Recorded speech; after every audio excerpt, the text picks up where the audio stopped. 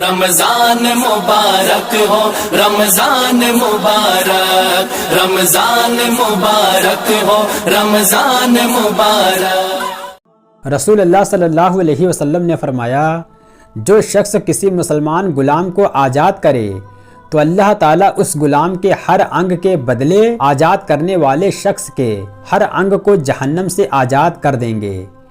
حضرت عائشہ صدیقہ رضی اللہ تعالیٰ عنہا سے روایت ہے کہ جب سورہ بقرہ کی آیت نمبر 219 نازل ہوئی تو نبی صلی اللہ علیہ وسلم باہر تشریف لائے اور لوگوں پر وہ آیت تلاوت کی اور لوگوں کو شراب کی تجارت سے منع فرمایا۔ حضرت جابر رضی اللہ تعالیٰ عنہ سے روایت ہے کہ رسول اللہ صلی اللہ علیہ وسلم نے سود کھانے والے، سود کھلانے والے، سود لکھنے والے اور سود کی گواہی دینے والوں پر لعنت فرمائی ہے اور یہ سب گناہوں میں برابر ہیں۔ رسول اللہ صلی اللہ علیہ وسلم نے فرمایا، نہ ہی مسلمان کافر کا وارث ہوتا ہے اور نہ کافر مسلمان کا وارث ہوتا ہے۔ حضرت عائشہ صدیقہ رضی اللہ تعالیٰ عنہا سے روایت ہے کہ رسول اللہ صلی اللہ علیہ وسلم نے نہ کوئی دینار چھوڑا، نہ درہم، نہ بکری، نہ اونٹ اور نہ ہی کسی چیز کی وصیت کی۔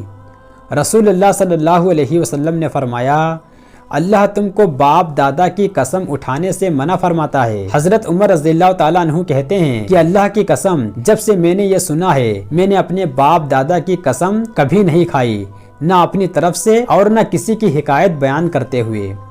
رسول اللہ صلی اللہ علیہ وسلم نے فرمایا، بتوں کی قسم نہ کھاؤ اور نہ اپنے باپ دادا کی۔ رسول اللہ صلی اللہ علیہ وسلم نے فرمایا، جس شخص نے کسی بات کی قسم کھائی پھر اس کے بعد کسی اور چیز میں اس سے بھی زیادہ بہتری دیکھی تو اسے چاہیے کہ وہ اپنی قسم کا کفارہ دے دے اور زیادہ بھلائی والا کام کرے۔ رسول اللہ صلی اللہ علیہ وسلم نے فرمایا، جس شخص کو بھی ظلم کے طور پر قتل کیا جاتا ہے تو آدم علیہ السلام کے بیٹے قابیل کے حصے میں اس کے خون کا گناہ ہوتا ہے، کیونکہ اس نے سب سے پہلے اپنے بھائی حابیل کو قتل کیا تھا۔ رسول اللہ صلی اللہ علیہ وسلم نے فرمایا، سب سے پہلے لوگوں کے درمیان قتل کا فیصلہ کیا جائے گا۔ رسول اللہ صلی اللہ علیہ وسلم نے فرمایا، اللہ تعالیٰ نے تم پر یہ کام حرام کر دیے ہیں، ماں کی نافرمانی، بیٹیوں کو زندہ دفن کرنا، کسی کو اس کا حق نہ دینا، ناحق مانگنا، اور 3 کام مکروہ کیے ہیں، فضول بحث کرنا، بہت زیادہ سوال کرنا اور مال ضائع کرنا۔ حضرت عبد الرحمن بن عثمان رضی اللہ تعالیٰ عنہ سے روایت ہے کہ رسول اللہ صلی اللہ علیہ وسلم نے حاجیوں کی گری پڑی چیز اٹھانے سے منع فرمایا ہے۔ رسول اللہ صلی اللہ علیہ وسلم نے فرمایا، میں یہودیوں اور عیسائیوں کو عرب کے علاقے سے ضرور نکال دوں گا، یہاں تک کہ میں یہاں مسلمانوں کے علاوہ کسی کو نہیں رہنے دوں گا۔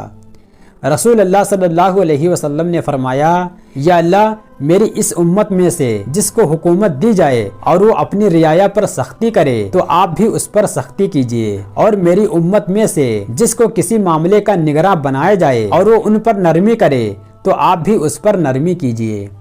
رسول اللہ صلی اللہ علیہ وسلم نے فرمایا، جس شخص نے دنیا میں شراب پی وہ آخرت میں شراب سے محروم رہے گا۔ رسول اللہ صلی اللہ علیہ وسلم نے فرمایا، اپنے برتنوں کو ڈھانکو اور مشکوں کا منہ باندھ دو، کیونکہ سال میں ایک رات ایسی آتی ہے جس میں وبا نازل ہوتی ہے اور وہ اس برتن اور مشک میں گھس جاتی ہے جو ڈھکے ہوئے نہ ہوں یا جن کا منہ کھلا ہوا ہو۔ حضرت انس رضی اللہ تعالیٰ عنہ سے روایت ہے کہ رسول اللہ صلی اللہ علیہ وسلم نے کھڑے ہو کر پانی پینے سے منع فرمایا ہے۔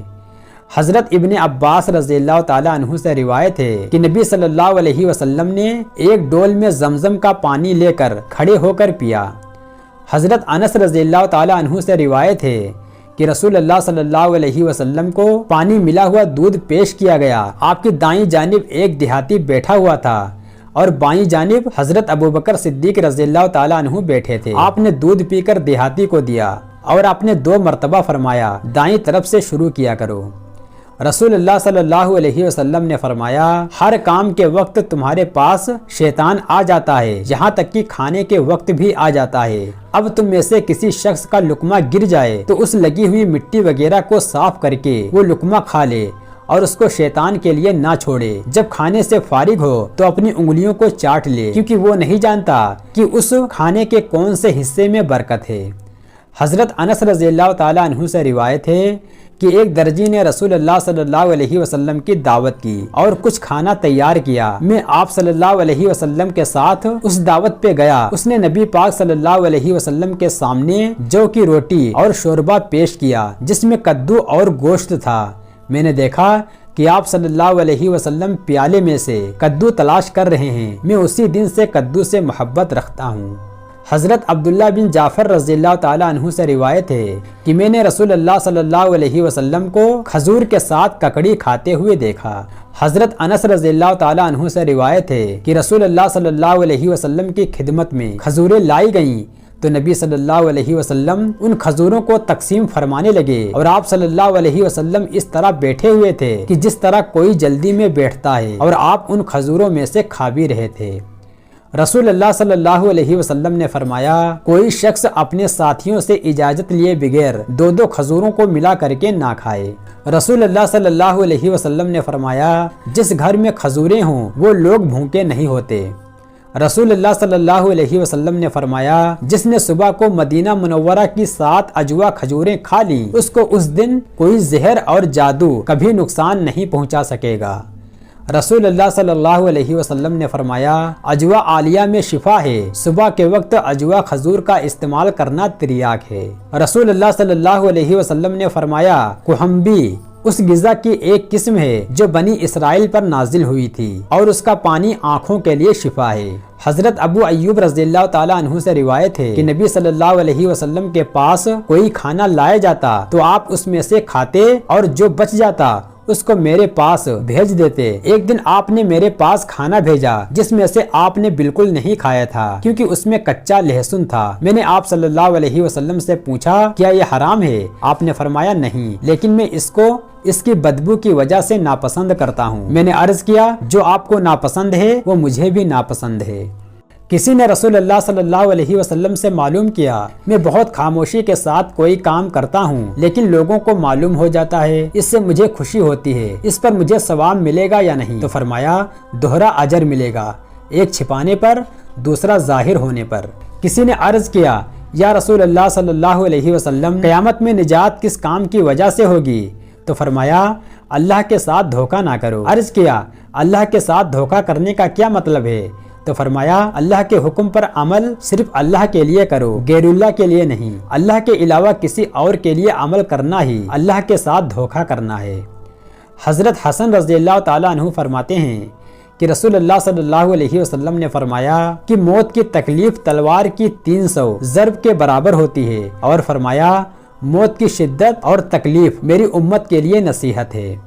رسول اللہ صلی اللہ علیہ وسلم نے فرمایا، سردی کا موسم مومن کے لیے بہت غنیمت ہے، رات لمبی ہوتی ہے تو وہ اس میں عبادت کرتا ہے اور دن چھوٹا ہوتا ہے تو روزہ رکھتا ہے۔ رسول اللہ صلی اللہ علیہ وسلم نے فرمایا، قبر مومن کے لیے جنت کا باغیچہ ہے اور کافر کے لیے قبر جہنم کا گڑھا ہے، لہٰذا موت کو کثرت سے یاد کیا کرو جو تمہاری نفسانی خواہشات پر پانی پھیر دینے والی ہے۔